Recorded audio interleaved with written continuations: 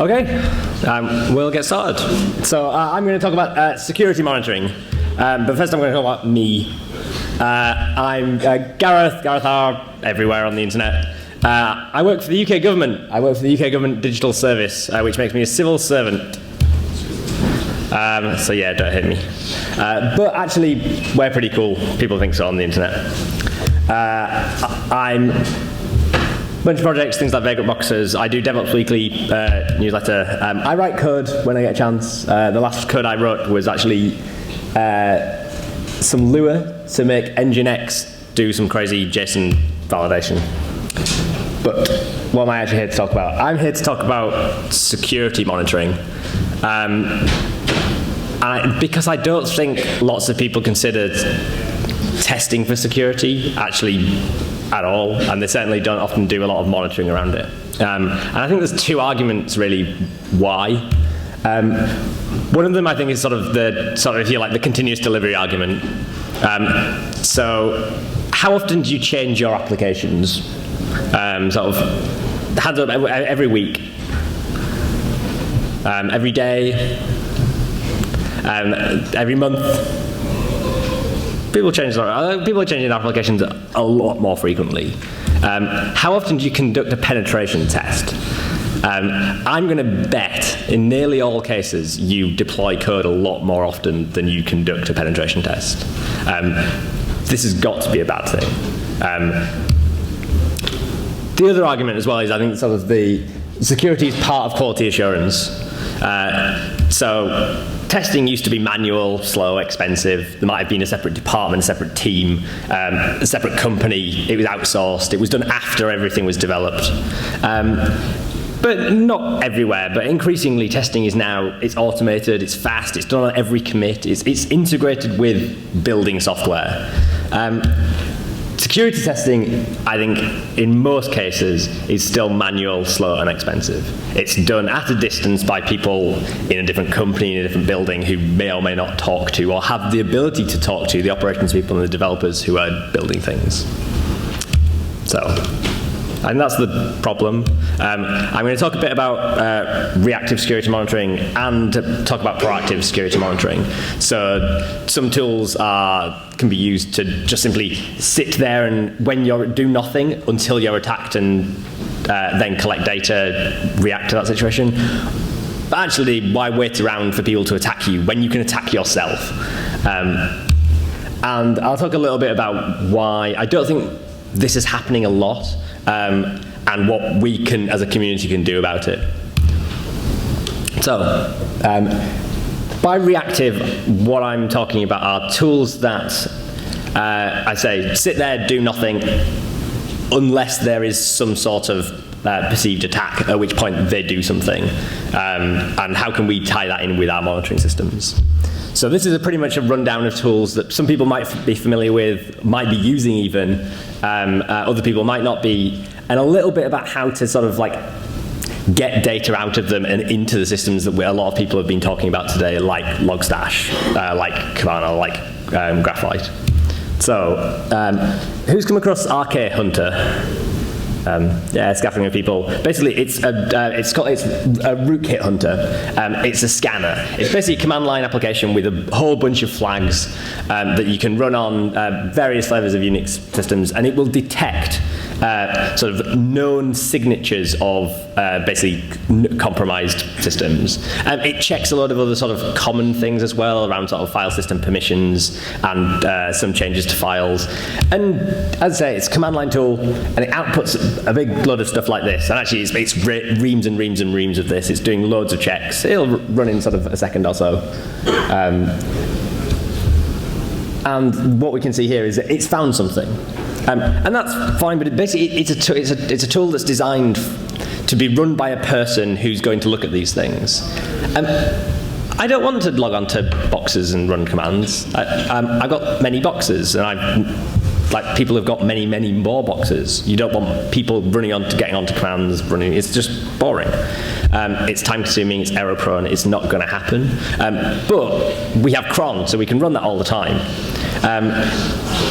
The output of this, and this is really common with security tools, they're invariably designed for people to run, even the command line ones. there is no programmatic output for this tool. However, it's text, so we can just parse it. So where might we send that data? So I'm going to send it to Liberato. I'll post links to all the gists, but you can see them in the slides. That's 35 lines of code, Python, that's going to parse the output of Archihunter. It's messy code, it probably has some bugs in it, but you could write nice code to parse it. It's a well-known format, and I don't think the output of Archihunter's probably changed in my lifetime. So if we run Archihunter and we splurge it through that script, we can get graphs, we can get dashboards, we can actually start taking a tool that is old, that is designed to be run by people, and we can get it into tools that we want to use. You could do the same thing with Graphite, you could do the same thing with any tool. And more than that, sort of like, yes, we've now got the data somewhere, but actually what I want is to assert on things. I want to make sure that all these things are true. So with a small bit of code, we can write unit tests. So test beastkit not installed, and all we're doing is asserting that basically the metric that we stored based on parsing the Archihunter script is 0. And again, you could implement this in any language. It's not like a particularly nice example. There's no examples of hosts here, but you get the idea. We've taken a tool that's a great tool. It does a really good job, but is designed to be run by people and doesn't really integrate, and we can integrate it really simply with systems that we're using, and then we can write code to test and assert against these things. And I think as a pattern, that's like sort of one of the things I want to get across. Find tools that do a good job and do the messy integration work to get them into our monitoring stacks. In particular because there's only so many tools. There's less of those tools than there are people in this room. If we all picked one and did the sort of slightly messy integration and shared it, there's no sort of unique business value to those things, but it's valuable to all of us as a community. And I don't think there's anyone, sort of most of these tools are not designed for this. So another run through a bunch of tools. Nginx is amazing. It's like probably my favorite data software ever. Naxi is a web application firewall for Nginx. If you're not building your own Nginx sort of packages, you should be doing. There's a whole world of crazy modules. I write Lua inside Nginx, so I'm a bit crazy. But web application firewall is really useful to have. If you've got Nginxes on the internet, knowing that you've basically blocking things at a high level before they even hit your app, which obviously your app doesn't have a SQL injection vulnerability or a cross-site scripting problem ever, obviously, because code's perfect and bugs never happen. And we're doing penetration testing every 6 months, and so it's fine. But actually, detecting this stuff above your application is a good thing to do. And if you're already running Nginx, loading a module and loading a couple of lines will give you that. You can do loads with Naxi. It's actually, you could do an entire talk on it. But actually, just out of the box, but even without sort of going through a training step, you can still specify a bunch of rules, and you get the idea here. You're probably saying sort of there's some SQL injection ones, and there's some path traversal attacks, and there's some cross-site scripting type problems, and the scores are basically sort of like an idea. It will basically it has a number of rules built into it. It'll go, yeah, that's probably a SQL injection attack. And if you're getting false positives or false negatives, you can change the things. And block is doing what you think it's going to do. It's going to say, nah, block that. And then we get things like this in our Nginx logs. So, and then you go, wait a minute, what's going on? I have no idea. We do know it says Naxi format, so you can probably think that Naxi's done something. Actually, we need to understand these logs, and I think we've had a number of talks have talked about sort of structured log formats. None of the security tools, because most of the time they're sort of a bit older, have that concept. They just do this. They splurge massive amounts of data onto a line with things like double spaces in places to indicate, oh, that's something next. But actually, if you get into this, you can spot what's going on a bit. So in there somewhere is ID 0 equals 1007. That turns out to mean that it's a SQL injection attack. There isn't actually a table of that anywhere except the source code, as far as I can tell. Again, the tools are amazing. Just adding Naxi, adding a configuration file of 6 lines, it will block most SQL injection attacks, cross-site scripting attacks, and a whole host of other nefarious stuff that you don't want to bother about at a really high level, and it will block them if necessarily. That's brilliant. However, I want to know when it's doing it, and that's when it starts getting messy, and that's where we need a bunch of people to get into, like, say, like, well, can we make this output in a structured way, or can we write grok rules? So a bunch of people have talked about Logstash. One of the things that I really like about Logstash is grok, which is basically a way of writing structured parsing rules for log files that look like that. So that is a grok rule for matching NACSI things. So you can see that we pass out the IP, the server, the path that was attacked, and we do pass out the ID. We could probably do some more work to basically turn that into one of the known types of attacks. So actually what we want is a field in here that says SQL injection. Because this structured information, i.e. the server, the IP, the path, the number of processed requests, the zones, all of that gets through Logstash and into Elasticsearch as structured data, at which point we can do graphs of the number of SQL injection attacks we've had today or the last few minutes on this server or on this service. And we can do it based on the idea here. It would be better to do a bit more work around something like this and get like Kibana-style graphs of SQL injection attacks. More tools. So fail to ban. The rest of the talks were very sort of like conceptual. I'm like, tools. So fail to ban is a sort of intrusion detection style system. All of these projects obviously have amazing websites as well. Like you can tell that they've been written ages ago and they just work. They're good software and websites from the 90s. Configuration. This is really easy. So this is examples of basically blocking things for basically SSH style attacks. So someone's trying to log into your server, they don't have a key, you obviously haven't got passwords enabled, they keep failing. This will ban the IP. So max retry is exactly what you think it is. Basically, if someone tries to log into SSH on this machine, fails 3 times, it's going to ban the IP. It's pretty blunt, but it's useful in a bunch of cases. And you end up with, again, things in your log files. In this case, probably it'll dump things into syslog, or you can output it in various different places. But you'll get things telling you it's like this filter has banned this IP, and you can set how long you want it banned for. It'll back off over a period of time. And I said like NACSI is really cool for doing Nginx stuff. We can tie these two tools together. So we just add an Nginx NACSI filter, point it at the log files, and so if someone here launches, 2 things that look like SQL injection attacks or look like cross-site scripting attacks, it will be banned at the firewall, and that will be logged.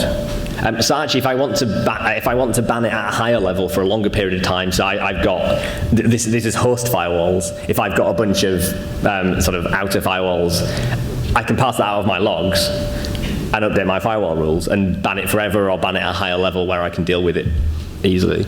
And again, we can pass things with grok rules. These tools exist. I think sort of changing them to have structured outputs is probably a harder sell than working out the parsing rules, at least in the sort of short term. I don't have to modify any of this software that already exists. Both fail to ban, OK Hunter are packaged in most of the distros, certainly the sort of Debian and Ubuntu ones. I'm not sure about the Red Hat ones, but I wouldn't be surprised. Sort of the daddy of sort of this sort of style of monitoring, I guess, this sort of like what's going on somewhere is auditd. Auditd is crazily powerful. It will tell you, it can tell you anything about anything that's going on in your machine depending on how you configure it. I'm going to try and do sort of a vague introduction. This is scratching the surface of a tool that even I don't understand even a fraction of. That's not a command line, that's the configuration. You end up writing a whole bunch of things like this. Actually, what we're doing here is basically saying, well, we want to look at the make dir executable. and track everything that it does. And then you get logs. Audit D, basically, for tiny bits of configuration, will spit out massive amounts of logging. And it's multi-line logging, so individual lines are sort of sometimes useless. And again, you're going, what the hell is going on here? I haven't got a grok filter for this. If someone would like to write audit D grok filters, then I would be very happy. But I haven't taken a stab at it. But you can pick out bits here. You can to start, you go like, I'm turning this off. This is crazy. But actually, you can work. If you look at bits, you can work out what's going on. So, well, we're in the temp directory. And there's syscall equals 83. What audit D is basically hooking into the kernel and telling you what system calls have been made. Who knows what this is? Someone got it down there. Symlink, yes. So it's the sysymlink call.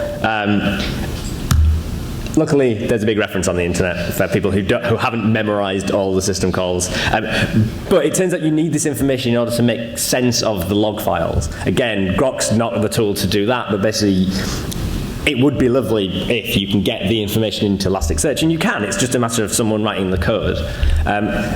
To get the system calls into the tools that we use, then we can filter based on not on the actual numeric numbers, but on the commands that have been run.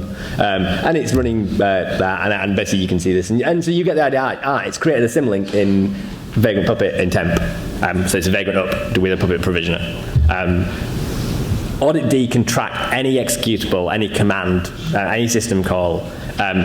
It can track logins, it can track basically all of the things that are happening at a very low level on the machine. That has the potential to generate massive amounts of information, and you need a way of wading through that.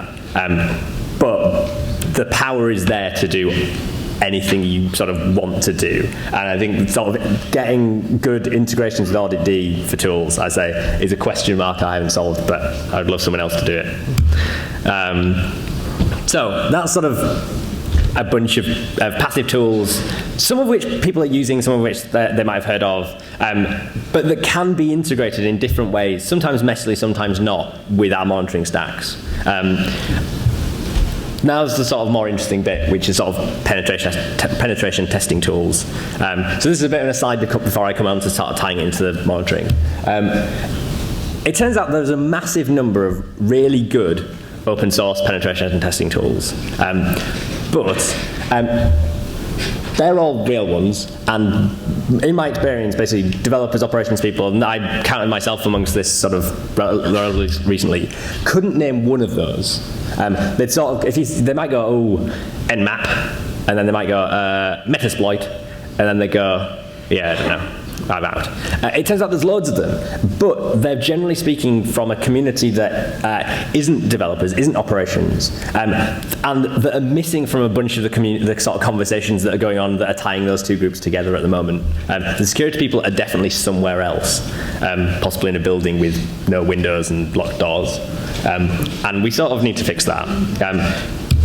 Because how it turns out that they're packaged, one of the reasons I think we as a community haven't really come across a lot of those tools is because they've gone and packaged things in their own Linux distribution.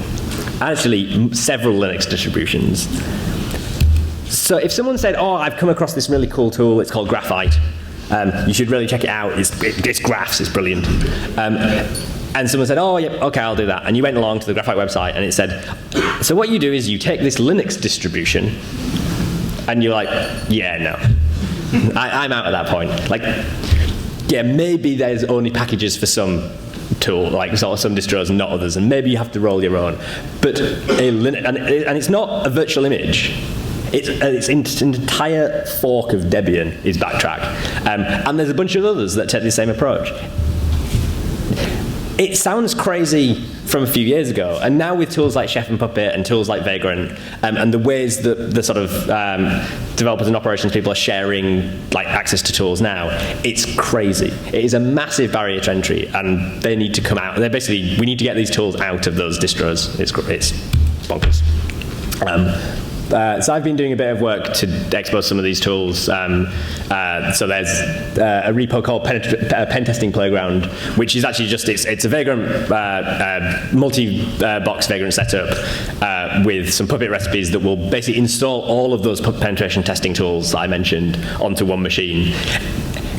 It's really just there to sort of for people to have an experiment with those tools. At some point, I'd like to pull those. Like I've got a big monolithic manifest. I'd like to pull those out into separate modules, or someone else could do that for me. That would be great.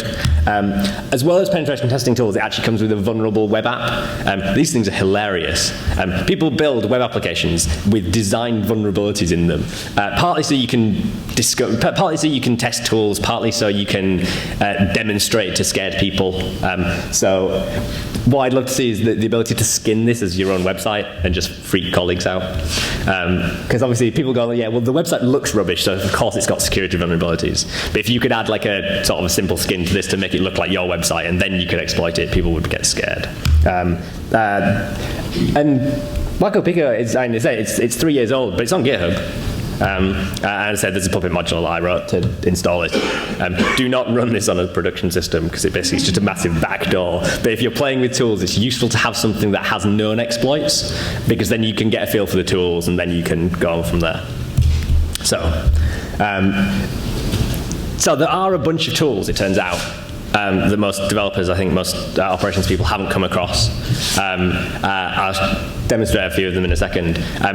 But once we know there's a few tools, we can attack ourselves with them. So rather than waiting for that penetration test that we book every 3 months, 6 months, year, sometimes, when the PCI people turn up and tell us we have to, why don't we run them all the time? That's what we do with our monitoring checks. The idea of running your monitoring, like going, yeah, I've got 1,000 monitoring checks, it's great, I run them every week. But you'd be like, no, that's not doing that. But the idea of what we do with security testing is basically that. We say, well, yeah, we pay a company to run some tests. We don't really know what they are. They come back and say, here's a checklist. We should run them all the time. And in a similar vein to the sort of reactive stuff, I'll fly through a bunch of tools that I think are indicative more than anything else. Obviously, there's a whole bunch of tools in that repo. There's a bunch of tools on that slide. They're all quite good fun. But everyone's come across mmap, presumably. mmap is basically allows us to map sort of open ports as much as anything else for scanning different websites. So we can scan the Monitorama website and we can see that there's port 80 and there's port 8080 open.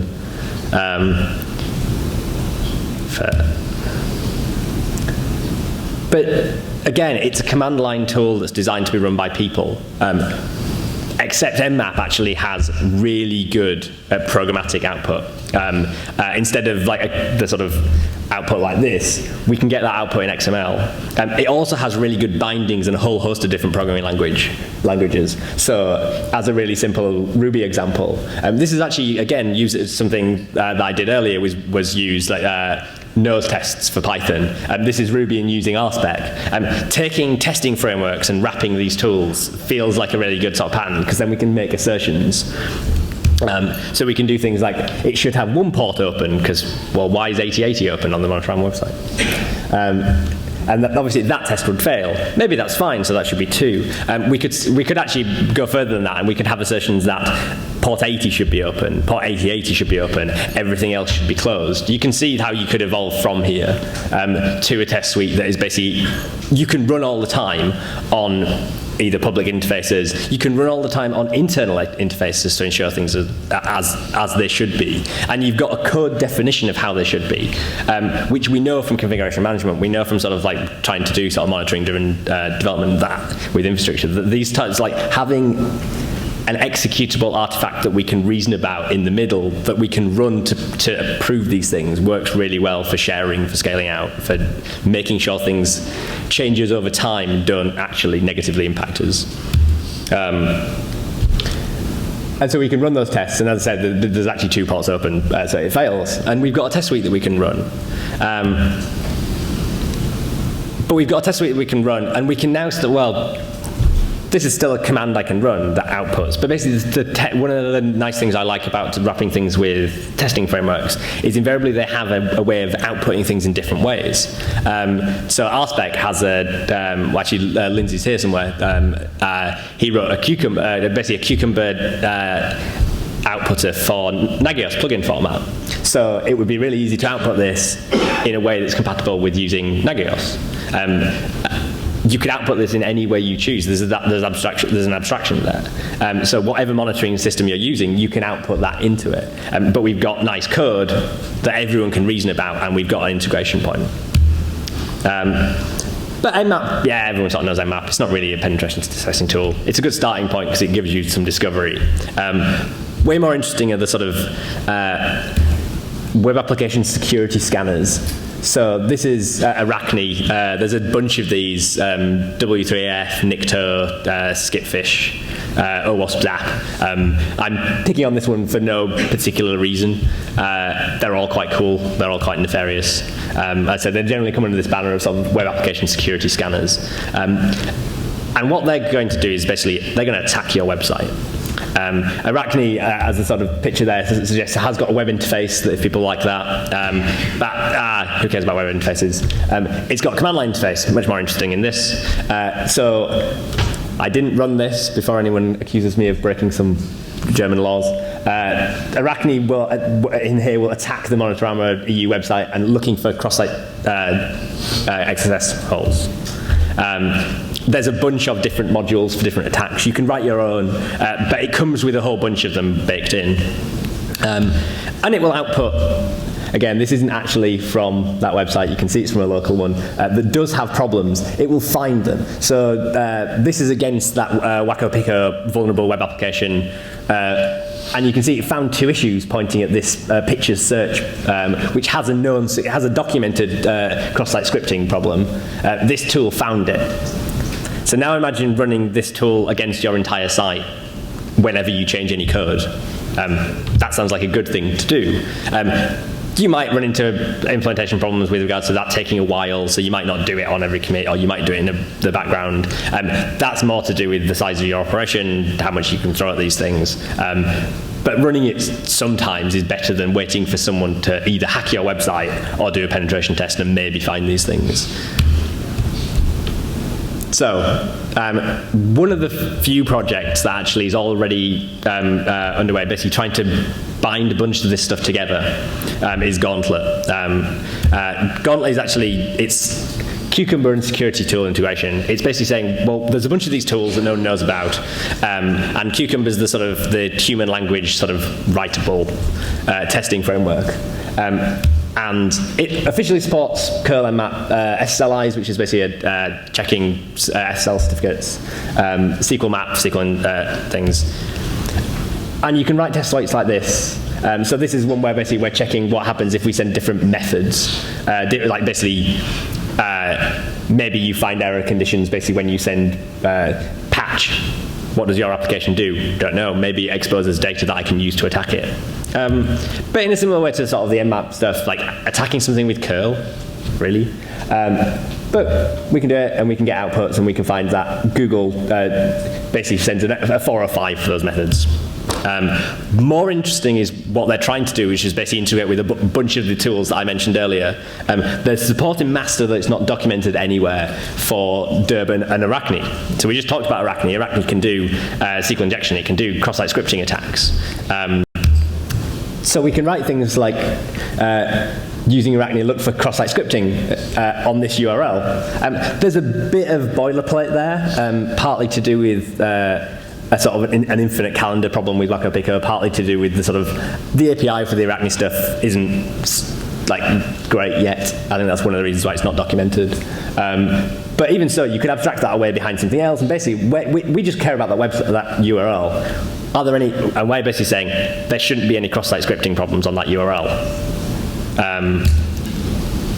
And we can just run gauntlet xss.attack, and it's going to find those things. So maybe you've got a specific number of URLs you care about. Maybe you've got your entire site.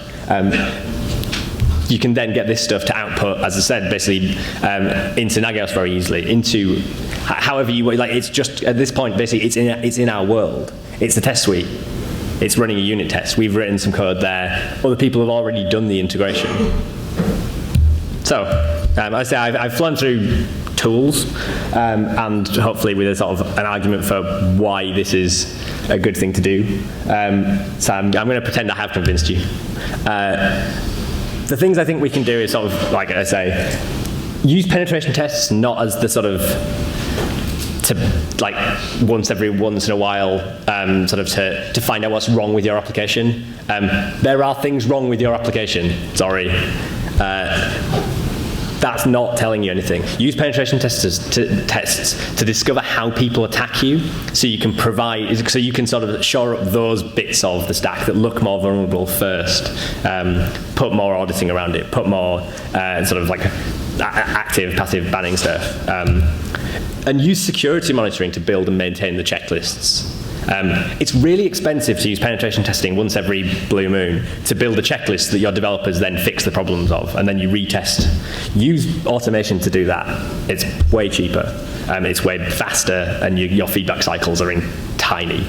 But as a bunch of people, I think we need to share common configuration patterns. I sort of showed the audit-D sort of configuration syntax. Like a full audit-D configuration might be huge and complex and completely impenetrable.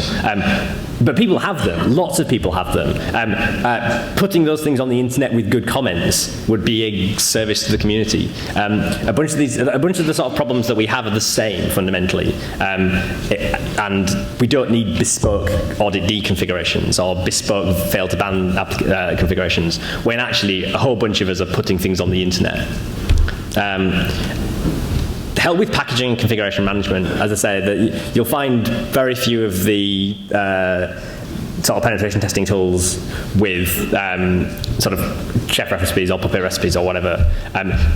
You'll find most of them, like the answer is, oh yeah, they're in Backtrack, it's fine. It's like, no, that's not fine. I want them like on the distro I'm using or the boxes I'm using, not to have to fire up this weird Debian thing. Actually, a bunch of them are packaged. They're packaged as devs. So actually, there's not much work to put them somewhere where it'll work. And then I think the sort of the more interesting stuff is help integrate the security tools that are great and exist and now everyone knows about with the monitoring systems that we're building now. Again, this is sort of, we could all do this work and we could all keep it secret, or actually there's no unique value to it. It's just integration work. Better ways of getting information from RK Hunter to something structured that I can parse isn't rocket science or secret source. If someone does a really good job, everyone will use it. And I think the sort of like closing point and the main thing really is we need to get security together with developers' operations. Things like Monitorama, things like DevOps Days have sort of brought a whole bunch of people from a broad community together and gone like, wow, we share problems, we share solutions, like all is good. We need to get the security people in that room.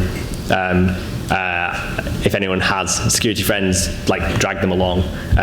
Find out where they hang out and like turn up and tell them about this stuff. Because in the same way as sort of a few years ago, people were interested in what became sort of DevOps. There wasn't a banner, there wasn't a word. People didn't know other people were also interested. And when they all turned up in one place, the world was a better place. So, questions, and thanks for listening.